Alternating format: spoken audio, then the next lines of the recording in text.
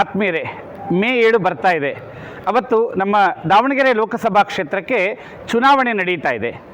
ಈ ಬಾರಿ ಮತದಾನದ ಪ್ರಮಾಣ ಇನ್ನೂ ಹೆಚ್ಚಾಗಬೇಕು ಅನ್ನೋ ಉದ್ದೇಶದಿಂದ ಸ್ವೀಪ್ ಅನ್ನುವ ಕಾರ್ಯಕ್ರಮ ನಡೀತಾ ಇದೆ. ನಮ್ಮ ದಾವಣಗೆರೆ ಜಿಲ್ಲೆಯ ಗೌರವಾನ್ವಿತ ಜಿಲ್ಲಾಧಿಕಾರಿಗಳಾದಂಥ ಡಾಕ್ಟರ್ ವೆಂಕಟೇಶ್ MV ಅವರ ನಾಯಕತ್ವದಲ್ಲಿ, ಹಾಗೆ ಮುಖ್ಯ ಕಾರ್ಯನಿರ್ವಾಹಕ ಅಧಿಕಾರಿಗಳು ಮತ್ತು ಸ್ವೀಪ್ನ ಜಿಲ್ಲಾ ಅಧ್ಯಕ್ಷರು ಆದಂಥ ಡಾಕ್ಟರ್ ಸುರೇಶ್ B. ಇಟ್ನಾಳ್ ಅವರ ಮಾರ್ಗದರ್ಶನದಲ್ಲಿ ಇದಕ್ಕಾಗಿ ಅನೇಕ ಪರಿಣಾಮಕಾರಿ ಕಾರ್ಯಕ್ರಮಗಳು ಸ್ವೀಪ್ನಲ್ಲಿ ನಡೀತಾ ಇದೆ. ಅದೇ ರೀತಿ ಈಗ ನೀವೆಲ್ಲರೂ ಕೂಡ ಈ ಒಂದು ಪಪೆಟ್ ಶೋ, ಗೊಂಬೆಯಾಟವನ್ನು ತಾವೆಲ್ಲರೂ ನೋಡಲಿಕ್ಕೆ ಸಜ್ಜಾಗಿದ್ದೀರಿ. ಇದರ ಉದ್ದೇಶ ಮತದಾನದ ಜಾಗೃತಿ. ದಾವಣಗೆರೆಯ ಅತ್ಯಂತ ಪ್ರತಿಷ್ಠಿತ ಶ್ರೀ ಸಿದ್ಧಗಂಗಾ ವಿದ್ಯಾಸಂಸ್ಥೆಯ ಮಕ್ಕಳು ಈ ಪಪೆಟ್ ಶೋವನ್ನು, ಗೊಂಬೆಯಾಟವನ್ನು ನಮ್ಮ ಮುಂದೆ ಪ್ರಸ್ತುತಪಡಿಸ್ತಾ ಇದ್ದಾರೆ. ನೋಡಿ, ತಪ್ಪದೆ ಮೇ 7ನೇ ತಾರೀಕು ಮತದಾನ ಮಾಡಿ. ಬಾಬಿಮಣ್ಣ ಏನು ಕೊಡಲಿ? ರಮಣ, ಒಂದು ಒಳ್ಳೆ ಟೀ ಮಾಡ್ಕೊಂಡು ನೋಡೋಣ. ಹಾಂ, ಕೇಟಿ ಮಾಡ್ಕೊಡ್ತೀನಿ, ಕುತ್ಕೊಳ್ಳಿ. ಓಹೋ, ಬನ್ನಿ ಮೇಷ್ಟ್ರೆ, ಆರಾಮಿದ್ದೀರಾ? ಹೂನಪ್ಪ, ಹೇಗಿದ್ದೀರಿ ನೀವೆಲ್ಲ? ನೀವೇನು ರಿಟೈರ್ಡ್ ಆಗಿದ್ದೀರಿ, ಆರಾಮಿದ್ದೀರಿ? ದೇವ್ರ ದಯ, ಚೆನ್ನಾಗಿದ್ದೀನಿ. ನನ್ನ 3 ಮಕ್ಕಳು ನಾನು ಅಂದ್ಕೊಂಡದ್ದನ್ನು ಮಾಡ್ತಿದ್ದಾರೆ, ಏನು ಯೋಚನೆ ಇಲ್ಲ. ಹೆಂಗಿದೆ ರಾಮಣ್ಣ ಹೋಟ್ಲು ಬಿಸ್ನೆಸ್ಸು? ಪರವಾಗಿಲ್ಲ ಸರ್, ಚೆನ್ನಾಗಿದೆ. ಇವರು ಭೀಮಣ್ಣ ಅಂತ ನಮ್ಮ ರೆಗ್ಯುಲರ್ ಕಸ್ಟಮರು. ಇವರು ಶಿವಣ್ಣ ಅಂತ ರಿಟೈರ್ಡ್ ಹೆಡ್ ಮಾಸ್ಟ್ರು, ಭಾಳ ಸ್ಟ್ರಿಕ್ಟು. ಇವರ ಕೈಲಿ ಮ್ಯಾಥ್ಸ್ ಕಲ್ತಿರೋರು ಇವತ್ತು ಏನೇನೋ ಆಗಿದ್ದಾರೆ. ಜನ ಇವರನ್ನ ಹೆಡ್ ಮಾಸ್ಟ್ರು ಅಂತಾನೆ ಕರೀತಾರೆ. ನಮಸ್ಕಾರ ಸರ್, ನಿಮ್ಮ ಬಗ್ಗೆ ಭಾಳ ಕೇಳಿದ್ದೆ, ನೋಡಿರಲಿಲ್ಲ ಅಷ್ಟೇ. ಇವತ್ತು ತಮ್ಮ ದರ್ಶನ ಆಯಿತು. ಏನು ಎಲ್ಲ ಕಡೆ ಎಲೆಕ್ಷನ್ ಜೋರಾಗಿದ್ಯಾ? ಎಲೆಕ್ಷನ್ ಬಂತಲ್ವಾ? ಅದೇನು ರಮಣ, ಎಲೆಕ್ಷನ್ ಬರ್ತಾನೆ ಇರುತ್ತೆ. ನಮ್ಗೆ ಯಾಕಾದ್ರೆ ಚಿಂತೆ? ನಮ್ಮ ಮನೆಯದ 1000 ಪ್ರಾಬ್ಲಮ್ ಇದೆ, ಅದನ್ನು ನೋಡ್ಕೊಂಡ್ರೆ ಸಾಕಾಗಿದೆ. ಅದು ನಿಜ, ನೀವು ಹೇಳೋದು ಸರಿ ಇದೆ. ನಮ್ಮ ಫ್ಯಾಮಿಲಿ, ಮನೆ ಚೆನ್ನಾಗಿರಬೇಕು. ಮತ್ತೆ ಹಸುವಾದ್ರೆ ನಾವು ಊಟ ಮಾಡೋದು ನಮ್ಮ ಮನೆಯಲ್ಲಿ, ನಿದ್ದೆ ಬಂದರೆ ಮಲಗೋದು ನಮ್ಮ ಮನೆಯಲ್ಲಿ. ದೇಶದ ಚಿಂತೆ ನಮ್ಗೆ ಯಾಕೆ? ಅದು ನಿಜ. ಆದರೆ ಈಗ ನೀವು ಟೀ ಕುಡಿತಿದ್ದೀರಲ್ವಾ, ಈ ಟೀ ಚೆಲ್ಲಬಾರ್ದು, ಹಾಳಾಗಬಾರ್ದು. ಅಂದರೆ ಟೀನ ಹಿಡ್ಕೊಂಡಿರೋ ಕಪ್ ಕೂಡ ಅಷ್ಟೇ ಚೆನ್ನಾಗಿರ್ಬೇಕಲ್ವಾ? ಹೌದು, ಮತ್ತೆ ಚೆನ್ನಾಗಿರಬೇಕು. ರಾಮಣ್ಣ, ನೀವು ಎಷ್ಟು ಒಳ್ಳೆ ಟೀ ಮಾಡಿದ್ರು ಚೆನ್ನಾಗಿಲ್ಲದೆ ಇರೋ ಒಡೆದು ಹೋಗಿರೋ ಕಪ್ಪಿಗೆ ಟೀ ಹಾಕಿದರೆ ಟೀ ಉಳಿಯುತ್ತಾ? ಅದೆಂಗಿರುತ್ತೆ? ಎಲ್ಲ ಚೆಲ್ಲೋಗುತ್ತೆ, ಹಾಳಾಗುತ್ತೆ. ಸರಿ ತಾನೇ? ನಮ್ಮ ಫ್ಯಾಮಿಲಿ ಅನ್ನೋದು ಟೀ ಇದ್ದಂಗೆ. ಅದರಲ್ಲಿರೋ ಎಲ್ಲವೂ ಹದವಾಗಿ ಸೇರಿರಬೇಕು. ಅಂದರೆ ನಮ್ಮ ದೇಶ ಅನ್ನೋದು ಟೀ ಕಪ್ ಇದ್ದಂಗೆ. ಈ ಕಪ್ ಚೆನ್ನಾಗಿಲ್ಲದೆ ಇದ್ದರೆ ಒಳ್ಳೆ ಟೀನೂ ಉಳಿಯಲ್ಲ.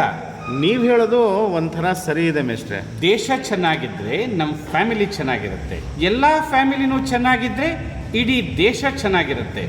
ಇದೊಂಥರ ಟೀ ಕಪ್ಪು ಮತ್ತು ಟೀ ಇದ್ದಂಗೆ. ಬಂಗಾರದಂತ ಮಾತು ಹೇಳಿದ್ರಿ ಹೆಡ್ ಮಾಸ್ಟ್ರೆ, ನೀವು ಹೇಳೋದು ನಿಜ. ಅಲ್ಲ ರೀ, ಅವ್ರು ಹೇಳ್ತಿರೋದು ನಿಜನೇ ಇರ್ಬೋದು, ಆದರೆ ದೇಶಕ್ಕೆ ನಾವೇನ್ರಿ ಮಾಡ್ಲಿಕ್ಕಾಗತ್ತೆ? ಅದಕ್ಕೆ ಅಂತ ಗೌರ್ಮೆಂಟ್ ಇದೆ, ಅಧಿಕಾರಿಗಳಿದ್ದಾರೆ. ನಮ್ಮ ಮನೆ ನಾವು ನೋಡ್ಕೊಂಡ್ರೆ ಸಾಕಾಗಿದೆ. ಹಿಂಗೆ ಹೇಳ್ತೀನಿ ಅಂತ ತಪ್ಪು ತಿಳ್ಕೊಬೇಡಿ. ನಮ್ಮ ದೇಶಕ್ಕೆ ಏನಾದರೂ ಮಾಡಬೇಕು ಅಂತ ಆಸೆ ಇದೆಯಾ ನಿಮಗೆ? ಇದೆ, ಇಲ್ಲ ಅಂತೇನಿಲ್ಲ. ನಮ್ಮ ದೇಶ ಅಲ್ವಾ. ಆದರೆ ನನ್ನಂತನೂ ಏನು ಮಾಡ್ಲಿಕ್ಕಾಗತ್ತೆ ಹೇಳ್ರಿ? ಏನು ಮಾಡಬಹುದು ಅಂತ ನಾನು ಹೇಳಿದರೆ ನೀವು ಮಾಡ್ಲಿಕ್ಕೆ ರೆಡಿ ಇದ್ದೀರಾ? ನನ್ನ ಕೈಯಿಂದ ಆಗೋದಾದರೆ ಖಂಡಿತ ಮಾಡ್ತೀನಿ. ನಾನು ನಿಮ್ಮ ಕೈಯಿಂದ ಮಾಡ್ಲಿಕ್ಕಾಗೋದನ್ನೇ ಹೇಳ್ತಿದ್ದೀನಿ. ಈಗ ಸರಿಯಾದ ಪಾಯಿಂಟಿಗೆ ಬಂದರೆ ಹೆಡ್ ಮಾಸ್ಟ್ರೆ. ನೋಡಿ, ಒಂದು ಪೆನ್ ತಗೋಬೇಕಾದ್ರೆ ಅದು ಬರೀತದ ಅಂತ ಬರೆದು ನೋಡಿ ತಗೋತೀವಿ. ಒಂದು ತರಕಾರಿ, ಹಣ್ಣು ತಗೋಬೇಕಾದ್ರೆ ಚೆನ್ನಾಗಿದೆಯಾ ಅಂತ ನೋಡಿ ತಗೋತೀವಿ. ಸರಿ ತಾನೇ ನಾನು ಹೇಳಿದ್ದು? ಹೌದು, ಅದು ಲೋಕಾರೂಢಿ, ಎಲ್ಲರೂ ಹಾಗೆ ಮಾಡ್ತಾರೆ. ನೀವೇ ಹೇಳಿದ್ರಿ ಅಲ್ವಾ, ಗೌರ್ಮೆಂಟ್ ಇದೆ ಅಂತ. ಆ ಸರ್ಕಾರವನ್ನ ನಾವೇ ಆಯ್ಕೆ ಮಾಡೋದಲ್ವಾ? ನಾವು ಆಯ್ಕೆ ಮಾಡಿರೋರೇ ಅಲ್ವಾ ಆ ಸರ್ಕಾರದಲ್ಲಿ ಇರೋದು? ಹೌದು, ಅದಕ್ಕೇನೀಗ? ರಾಮಣ್ಣ, ನೀನು ಅಡಿಗೆ ಮಾಡುವಾಗ ಒಳ್ಳೆ ತರಕಾರಿ ಉಪಯೋಗಿಸ್ತೀಯೋ ಇಲ್ವೋ? ಹೌದು, ಅಡಿಗೆ ಚೆನ್ನಾಗಿರ್ಬೇಕು ಅಂದ್ರೆ ನಾವು ಚೆನ್ನಾಗಿರೋ ಪದಾರ್ಥಗಳನ್ನ ಆರಿಸಿ ಉಪಯೋಗಿಸಲೇಬೇಕು. ನೋಡಿ, ಈಗ ಅಂತ ಸಮಯ ಮತ್ತೆ ಬಂದಿದೆ. ಅಂದ್ರೆ ಚುನಾವಣೆ ಬಂದಿದೆ. ಚುನಾವಣೆ ಅಂದ್ರೆ ಅರ್ಹವಾದ ಅಭ್ಯರ್ಥಿಯನ್ನ ಆಯ್ಕೆ ಮಾಡೋ ಸಮಯ. ಈ ಸಮಯದಲ್ಲಿ ನಾವೆಲ್ಲರೂ ನಮ್ಮ ಜವಾಬ್ದಾರಿಯನ್ನ ಸರಿಯಾಗಿ ಮಾಡಬೇಕು. ಅಂದ್ರೆ ನೀವು ಹೇಳ್ತಿರೋದೇನೀಗ? ಹೋ, ಎಲೆಕ್ಷನ್ ಬಗ್ಗೆ ಮಾತಾಡ್ತಿದ್ದೀರಾ? ಯಾರಿಗೆ ಓಟ್ ಹಾಕ್ಬೇಕು ಅಂತ ಹೇಳ್ತಿದ್ದೀರಾ? ಎಲೆಕ್ಷನ್ ಬಗ್ಗೆ ಹೇಳ್ತಿರೋದು ನಿಜ, ಆದರೆ ಇಂಥವರಿಗೇ ವೋಟ್ ಹಾಕಿ ಅಂತ ನಾನು ಹೇಳ್ತಾ ಇಲ್ಲ. ನಿಮ್ಮ ಆತ್ಮಸಾಕ್ಷಿಗೆ ತಕ್ಕ ಹಾಗೆ ನಮ್ಮ ಕ್ಷೇತ್ರಕ್ಕೆ, ನಮ್ಮ ದೇಶಕ್ಕೆ ಸೂಕ್ತವಾದ ಅಭ್ಯರ್ಥಿಯನ್ನ ನೀವು ಯೋಚನೆ ಮಾಡಿ ಆಯ್ಕೆ ಮಾಡಿ ಅಂತ ಹೇಳ್ತಿದ್ದೀನಿ. ಆದರೆ ವೋಟ್ ಹಾಕೋದನ್ನು ಮರಿಬೇಡಿ. ಅದೆಲ್ಲ ಸರಿ, ಆದರೆ ನಮಗೂ ಕೆಲಸ ಭಾಳ ಇರ್ತಾವಲ್ವಾ? ಕೆಲಸ ಯಾವಾಗಲೂ ಇರುತ್ತೆ, ಆದರೆ ಮತದಾನ ನಮ್ಮ ಜವಾಬ್ದಾರಿ ಮತ್ತು ಕರ್ತವ್ಯ ಎರಡೂ ಹೌದು. ಇದು 5 ವರ್ಷಕ್ಕೊಮ್ಮೆ ಮಾತ್ರ ಬರೋದು. ಇವೆಲ್ಲ ಹೇಳೋದಕ್ಕೆ ಕೇಳೋದಕ್ಕೆ ಚೆನ್ನಾಗಿರುತ್ತೆ ಮೇಸ್ಟ್ರೆ. ಎಲ್ಲ ಕೆಲಸ ಬಿಟ್ಟು ಓಟ್ ಹಾಕ್ಲಿಕ್ಕಾಗತ್ತಾ? ಬನ್ನಿ ಅಮ್ಮ, ಬನ್ನಿ ಕುತ್ಕೊಳ್ಳಿ. ಕಾಫಿ ಕೊಡ್ಲಾ, ಟೀ ಕೊಡ್ಲಾ, ಏನು ಕೊಡಲಿ? ಎರೆ ಟೀ ಕೊಡಣ್ಣ, ನೀವೇನೋ ಮಾತಾಡ್ತಾ ಇದ್ರಿ, ತೊಂದರೆ ಆಯ್ತಾ? ಅಂಥದ್ದೇನಿಲ್ಲ ತಾಯಿ, ಎಲೆಕ್ಷನ್ ಬಂತಲ್ವಾ, ತಪ್ಪದೆ ಓಟ್ ಹಾಕಿ ಅಂತ ಹೇಳ್ತಿದ್ದೆ. ನಿಜ ಸರ್, ನೀವು ಹೇಳೋದು. ಯಾರಿಗೆಲ್ಲ ಓಟ್ ಇದೆಯೋ ಅವ್ರು ತಪ್ಪದಂಗೆ ಓಟ್ ಹಾಕಲೇಬೇಕು. ಅಂಕಲ್, ನಾನಂತೂ ಮೇ 7 ಯಾವಾಗ ಬರುತ್ತೋ ಅಂತ ಕಾಯ್ತಾ ಇದ್ದೀನಿ. ಇದು ನನ್ನ ಲೈಫಲ್ಲೇ ಫಸ್ಟ್ ಟೈಮ್ ವೋಟ್ ಮಾಡ್ತಿರೋದು. ಫುಲ್ ಎಕ್ಸೈಟ್ಮೆಂಟ್ ಅಲ್ಲಿ ಇದೀನಿ ನೋಡಿ. ವೆರಿ ಗುಡ್, ಒಳ್ಳೇದಮ್ಮ. ನಿನ್ನ ಫ್ರೆಂಡ್ಸಿಗೂ ವೋಟ್ ಮಾಡ್ಲಿಕ್ಕೆ ಹೇಳಮ್ಮ. ಎಲ್ಲರಿಗೂ ಓಟ್ ಹಾಕ್ಲಿಕ್ಕೆ ಹೇಳ್ತಿದ್ದೀರಾ? ಅಂಥದ್ದೇನಿದೆ ಅದರಲ್ಲಿ? ಯಾರೋ ಒಂದಿಷ್ಟು ಜನ ಓಟು ಹಾಕದೇ ಇದ್ರೆ ಆಗೋ ನಷ್ಟ ಆದರೂ ಏನು? ಬಿಡಿ ಮೇಸ್ಟ್ರೆ, ಇದೇನು ಎಲೆಕ್ಷನ್ ಇದ್ದಿದ್ದೆ. ಲಕ್ಷಾಂತರ ಜನರ ಓಟ್ ಇರ್ತದೆ. ನಮ್ಮ ಊರಿನಾಗೆ ಸ್ವಲ್ಪ ಜನ ಓಟ್ ಹಾಕಲಿಲ್ಲ ಅಂದರೆ ಏನು ಎಲೆಕ್ಷನ್ ನಿಂತು ಹೋಗ್ತದಾ? ನೀವೆಲ್ಲ ನಿಮ್ಮ ಮನೆ ಕಾರ್ಯಕ್ರಮ ಯಾವುದಾದ್ರೂ ಮಿಸ್ ಮಾಡ್ತೀರಾ? ಊರ ಹಬ್ಬ, ಜಾತ್ರೆ ಇವನ್ನೆಲ್ಲ ಯಾವತ್ತಾದ್ರೂ ಮಿಸ್ ಮಾಡಿದ್ದೀರಾ? ಅದೆಂಗಾಗ್ತದೆ? ಅದು ನಮಗೋಸ್ಕರ ಮಾಡಿರೋ ಹಬ್ಬ. ಈ ಚುನಾವಣೆನೂ ನಮಗೋಸ್ಕರ ಮಾಡಿರೋದು. ಅದು ಊರಮ್ಮನ ಹಬ್ಬ ಆದರೆ ಚುನಾವಣೆ ಪ್ರಜಾಪ್ರಭುತ್ವದ ಹಬ್ಬ, ಭಾರತ ಮಾತೆಯ ಹಬ್ಬ, ಮತದಾರರ ಉತ್ಸವ. ಇದು ಕೂಡ ಅಷ್ಟೇ ಮುಖ್ಯ. ಆದರೂ ನನ್ನೊಬ್ಬನ ಓಟಿಂದ ಏನು ಮಹಾ ಬದಲಾವಣೆ ಆಗುತ್ತೆ ಮೇಸ್ಟ್ರೆ? 1 ಓಟು 2 ಓಟು ಅಂತ ಅಸಡ್ಡೆ ಮಾಡೋದು ಬೇಡ. ಎಷ್ಟೋ ಜನ 1-2 ಓಟಿನಿಂದಾನೇ ಗೆದ್ದಿರೋ ಉದಾಹರಣೆಗಳು ಇದ್ದಾವೆ. ಅದೇ 1-2 ಓಟಿನಿಂದ ಸರ್ಕಾರನೇ ಉರುಳಿ ಬಿದ್ದಿರೋ ಉದಾಹರಣೆಗಳು ನಮ್ಮ ಕಣ್ಮುಂದೆ ಇದ್ದಾವೆ. ವಿರಾಟ್ ಕೊಹ್ಲಿ ಸೆಂಚುರಿ ಹೊಡಿಲಿಕ್ಕೆ 1 ರನ್ ಎಷ್ಟು ಮುಖ್ಯನೋ, ನಮ್ಮ ದೇಶ ಗೆಲ್ಲಲಿಕ್ಕೆ 1 ಓಟು ಕೂಡ ಅಷ್ಟೇ ಮುಖ್ಯ ಅಲ್ವಾ ಸರ್? ಸರಿಯಾಗಿ ಹೇಳಿದ್ಯಮ್ಮ. Very good, very good. ಹೌದು ರಾಮಣ್ಣ, ಇವರಿಬ್ಬರು ಹೇಳ್ತಿರೋದ್ರಲ್ಲಿ ನಿಜ ಇದೆ. ಮೇ 7ನೇ ತಾರೀಕು ನಡೆಯೋ ಲೋಕಸಭಾ ಚುನಾವಣೆಯಲ್ಲಿ ನಾವೆಲ್ಲರೂ ಓಟ್ ಹಾಕೋದು ಒಳ್ಳೆಯದು ಅಂತ ಅನಿಸುತ್ತೆ. ಆದರೆ ಅವತ್ತು ನಮ್ಮ ಸಂಬಂಧಿಕರ ಮದುವೆ ಇದೆ, ನಾನು ಹೋಗಲೇಬೇಕು. ಅಯ್ಯೋ ಭೀಮಣ್ಣ, ಜಾಸ್ತಿ ತಲೆ ಕೆಡಿಸ್ಕೋಬೇಡ. ಮದುವೆಗೆ ಎಷ್ಟೊತ್ತಿಗೆ ಹೋಗ್ತೀಯಾ? ಬೆಳಿಗ್ಗೆ 10 ಗಂಟೆ ಅಥವಾ 10:15 ಹೋಗ್ತೀನಿ. ಮತ್ತೆ ಸರಿ ಹೋಯ್ತಲ್ಲ. ಹೆಂಗೂ ಬೆಳಿಗ್ಗೆ 7 ಗಂಟೆಯಿಂದಾನೇ ವೋಟಿಂಗ್ ಸ್ಟಾರ್ಟ್ ಆಗುತ್ತೆ. ಮೊದಲಿಗೆ ಹೋದರೆ ಜಾಸ್ತಿ ಜನನೂ ಇರಲ್ಲ. ನಿಮ್ಮವರೆಲ್ಲರೂ ಹೋಗಿ ವೋಟ್ ಹಾಕಿ ಮದುವೆಗೆ ಹೋಗ್ಬೋದಲ್ವಾ? ಬಿಡಿ ಸರ್, ಅಲ್ಲಿ ಬೆಳಗ್ಗೆ ಓಟ್ ಹಾಕಕ್ಕೆ ಹೋದರೆ ನಿಮ್ಮ ಗುರುತಿನ ಚೀಟಿ ಆಯಿತಾ, ವೋಟರ್ ಲಿಸ್ಟಲ್ಲಿ ನಿಮ್ಮ ಹೆಸರೆಲ್ಲೈತಿ, ನಂಬರ್ ಎಷ್ಟು ಅಂತ ಕೇಳಿ ತಲೆ ತಿಂತಾರೆ. ನಮಗೆ ಅರ್ಜೆಂಟ್ ಬೇರೆ ಇರ್ತದೆ, ಮುಂದಿನ ಕಾರ್ಯಕ್ಕೆ ಹೋಗೋಕ್ಕೆ ಲೇಟ್ ಆಗಲ್ವಾ? ಹಾಗೇನು ಇಲ್ಲ, ನಿಮ್ಮದು ಗುರುತಿನ ಚೀಟಿ ಇಲ್ಲ ಅಂದ್ರೂ ವೋಟ್ ಹಾಕ್ಬೋದು. ಹೌದಾ? ಅದೆಂಗೆ? ನೋಡ್ರಾಮಣ್ಣ, ನಿನ್ನ ಹತ್ರ ಗುರುತಿನ ಚೀಟಿ ಇಲ್ಲ ಅಂದ್ರೂ 12 ದಾಖಲೆಗಳಲ್ಲಿ ಯಾವುದಾದ್ರೂ ಒಂದನ್ನು ತೋರಿಸಿ ವೋಟ್ ಹಾಕೋಕ್ಕೆ ಚುನಾವಣಾ ಆಯೋಗದವರು ಅವಕಾಶ ಮಾಡಿಕೊಟ್ಟಿದ್ದಾರೆ. ಮತದಾರರ ಪಟ್ಟಿನಲ್ಲಿ ನಿಮ್ಮ ಹೆಸರು ಇರಬೇಕು ಅಷ್ಟೇ. ಅಲ್ಲೇ ಇರೋದು ಸಮಸ್ಯೆ. ಹೌದು, ನಾನು ಅದನ್ನೇ ಕೇಳಬೇಕು ಅಂತಿದ್ದೆ. ಮತದಾರರ ಪಟ್ಟಿಯಲ್ಲಿ ನನ್ನ ಹೆಸರೇನೋ ಇದೆ, ಆದರೆ ನಮ್ಮ ಫ್ರೆಂಡ್ಸ್ ಹೆಸರು ಇದೇನೋ ಇಲ್ವೋ ಅಂತ ಹೆಂಗೆ ಗೊತ್ತಾಗತ್ತೆ? ವೋಟರ್ ಲಿಸ್ಟ್ನಲ್ಲಿ ನಿಮ್ಮ ಹೆಸರು ಎಲ್ಲಿದೆ, ನಂಬರ್ ಎಷ್ಟು, ಅದ್ಯಾವುದು ತಲೆ ಕೆಡಿಸ್ಕೊಳ್ಳೋದು ಬೇಡ. ಯಾಕೆಂದರೆ ಸಂಬಂಧಪಟ್ಟವರು ಮತದಾರರ ಚೀಟಿಯನ್ನು ಮನೆಗೂ ತಲುಪಿಸಿರ್ತಾರೆ. ಅವುಗಳನ್ನು ತಗೊಂಡು ಹೋದರೆ ಸಾಕು, ನೀವೆಲ್ಲರೂ ಆರಾಮಾಗಿ ವೋಟ್ ಹಾಕಿ ಬರ್ಬೋದು. ಹೌದಾ? ವೋಟ್ ಹಾಕೋದು ಇಷ್ಟೊಂದು ಸುಲಭ ಇದೆಯಾ? ನಾವು ಹಾಕೋ ಒಂದೊಂದು ವೋಟು ನಮ್ಮ ದೇಶದ ದಿಕ್ಕನ್ನೇ ಬದಲಾಯಿಸುತ್ತೆ. ನಮಗೆಂತ ಸರ್ಕಾರ ಬೇಕು ಅನ್ನೋದನ್ನು ನಿರ್ಧರಿಸುತ್ತೆ. ನಮ್ಮ ದೇಶವನ್ನ ಇನ್ನಷ್ಟು ಡೆವಲಪ್ ಮಾಡುತ್ತೆ. ನಿಜ ಸರ್, ನೀವು ಹೇಳೋದು. ಹೋದ್ಸಲ MLAಗೆ ಅಂತ ಚುನಾವಣೆ ಆಯ್ತಲ್ವಾ, ಆಗ ನಾನು ಆಸ್ಪತ್ರೆಯಲ್ಲಿ ಅಡ್ಮಿಟ್ ಆಗಿದ್ದೆ. ಆದರೆ ಎಲೆಕ್ಷನ್ ದಿನ ಡಾಕ್ಟರ್ ಪರ್ಮಿಷನ್ ತಗೊಂಡು ಆಟೋದಲ್ಲಿ ಬಂದು ನನ್ನ ವೋಟ್ ಹಾಕಿದ್ದೆ. ನಿನ್ನಂಥವ್ರಿಂದಲೇ ಈ ದೇಶದ ಪ್ರಜಾಪ್ರಭುತ್ವ ಉಳಿದಿರೋದು. ನಿನಗೊಂದು ದೊಡ್ಡ ಚಪ್ಪಾಳೆ ಕಣಮ್ಮ ತಾಯಿ. ಇದನ್ನೆಲ್ಲ ಕೇಳಿದ ಮೇಲೆ ಮೇ 7ನೇ ತಾರೀಕು ನಾನು ನನ್ನ ಫ್ಯಾಮಿಲಿಯವರು ತಪ್ಪದೆ ವೋಟ್ ಹಾಕ್ತೀವಿ. ಅಷ್ಟೇ ಅಲ್ಲ, ಮದುವೆ ಮನೆಯಲ್ಲಿ ಹೋಗ್ತೀವಲ್ಲ, ಎಲ್ರಿಗೂ ಮತದಾನದ ಬಗ್ಗೆ ಹೇಳ್ತೀವಿ. ಮದುಮಕ್ಕಳಿಗೂ ಎಪ್ಸಿ ತಪ್ಪದೆ ವೋಟ್ ಹಾಕಿ ಅಂತ ಹೇಳ್ತೀನಿ, ತಗೊಳ್ರಿ. Very good. ಪ್ರತಿಯೊಬ್ಬರು 10 ಜನ ವೋಟ್ ಹಾಕೋ ಹಾಗೆ ಮಾಡೋಣ. ಮತದಾನವನ್ನ ಯಶಸ್ವಿ ಮಾಡೋಣ. ಎಲ್ಲ ಸರಿ.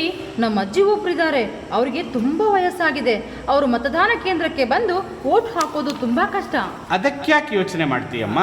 ನಮ್ಮ ಚುನಾವಣಾ ಆಯೋಗದವರು 85 ವರ್ಷ ಮೇಲ್ಪಟ್ಟ ವಯಸ್ಸಾದ ಮತ್ತು ವಿಶೇಷ ಚೇತನ ಮತದಾರರಿಗೆ ಅವರವರ ಮನೆಯಿಂದಾನೇ ವೋಟ್ ಮಾಡೋಕೆ ಅವಕಾಶ ಮಾಡಿಕೊಟ್ಟಿದ್ದಾರೆ. ಅದನ್ನು ಉಪಯೋಗಿಸಿ. ಅಷ್ಟೇ ಅಲ್ಲ, ನಾವು ಮತಗಟ್ಟೆಗೆ ಬಂದು ವೋಟ್ ಹಾಕ್ತೀವಿ ಅಂದರೆ ಅಂಥವರಿಗೆ ಗಾಲಿ ಕುರ್ಚಿ ಸೌಲಭ್ಯನೂ ಇದೆ. ಅವರೆಲ್ಲ ಕಾಯೋದೇ ಬೇಡ, ನೇರವಾಗಿ ಓಟ್ ಹಾಕ್ಲಿಕ್ಕೆ ಅವಕಾಶ ಮಾಡಿಕೊಡ್ತಾರೆ. ಮತ್ತೆ ಕಣ್ಣಿನ ದೃಷ್ಟಿ ಕಡಿಮೆ ಇರೋರಿಗೆ ಬೂತ್ ಕನ್ನಡಿ ವ್ಯವಸ್ಥೆನೂ ಇರುತ್ತೆ. ಎಲೆಕ್ಷನ್ ಅಲ್ಲಿ ಇಷ್ಟೆಲ್ಲ ಇರುತ್ತಾ? Really India is great. ನಾವೇನೋ ಹೋಗಿ ಓಟ್ ಹಾಕಿ ಬರ್ತೀವಿ, ಆದ್ರೆ ಅದರ ಹಿಂದೆ ಸಾವಿರಾರು ಜನರ ಪರಿಶ್ರಮ ಇದೆ ಅಲ್ವಾ? ನಾವು ಇಷ್ಟೂ ಮಾಡದೇ ಇದ್ರೆ ಹೇಗೆ? ನಿಜ ಕಣಮ್ಮ ನೀ ಹೇಳೋದು. ಚುನಾವಣಾ ಆಯೋಗ, ಜಿಲ್ಲಾಡಳಿತ ನಮಗೋಸ್ಕರ ಎಷ್ಟೆಲ್ಲ ಮಾಡ್ತಾ ಇದೆ. ನಾವು ಕೂಡ ಮೇ 7ನೇ ತಾರೀಕು ತಪ್ಪದಂಗೆ ವೋಟ್ ಮಾಡ್ತೀವಿ. ನಾನು ಕೂಡ ತಪ್ಪದ ಹಂಗೆ ಹೋಗಿ ಓಟು ಹಾಕ್ತೀನಿ.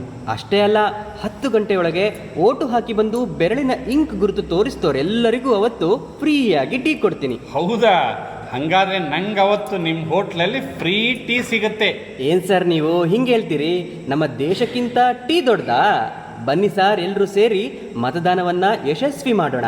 ಹೌದು, ನಮ್ಮ ಪ್ರತಿಯೊಂದು ಮತ ಎಳೆಯುತ್ತದೆ ಪ್ರಜಾಪ್ರಭುತ್ವದ ರಥ.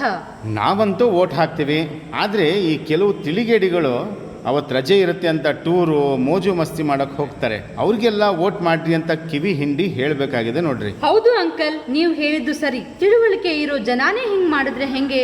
ನಾವು ಕೂಡ ಜಿಲ್ಲಾಡಳಿತ ಜೊತೆಗೆ ಸೇರಿ ಮತದಾನದ ಬಗ್ಗೆ ಜಾಗೃತಿ ಮೂಡಿಸ್ಬೇಕು ಅಲ್ವಾ? ಸರಿಯಪ್ಪ, ನಾನಿನ್ನು ಹೊರಡ್ತೀನಿ.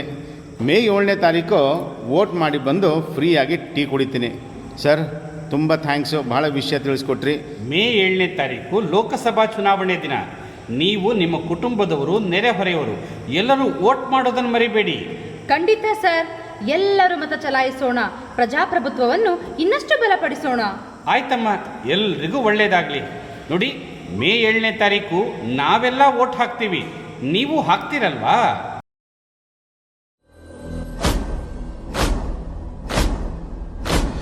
आरंभ है प्रचंड, बोल मस्तकों के झुंड, आज जंग की घड़ी की तुम गुहार दो।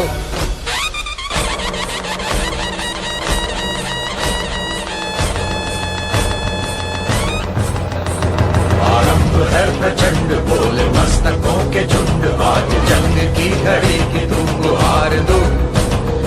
आन पान शान या की जान का हो दान, आज एक धनुष के बाण पे उतार दो।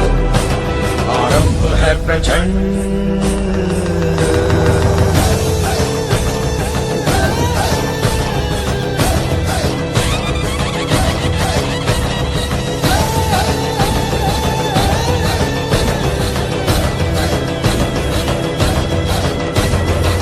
दया का भाव या कि शौर्य का चुनाव, या कि हार का वो भाव तुम ये सोच लो, या कि पूरे भाल पर जला रहे विजय का लाल लाल ये गुलाल तुम ये सोच लो। कौरवों की भीड़ हो या पांडवों का नीड़ हो, जो लड़ सका है वो ही तो महान है। आरंभ है प्रचंड, बोले मस्तकों के झुंड, आज जंग की घड़ी की तुम गुहार दो। आन पान शान या की जान का हो दान, आज एक धनुष के बाण पे उतार दो। आरंभ है प्रचंड।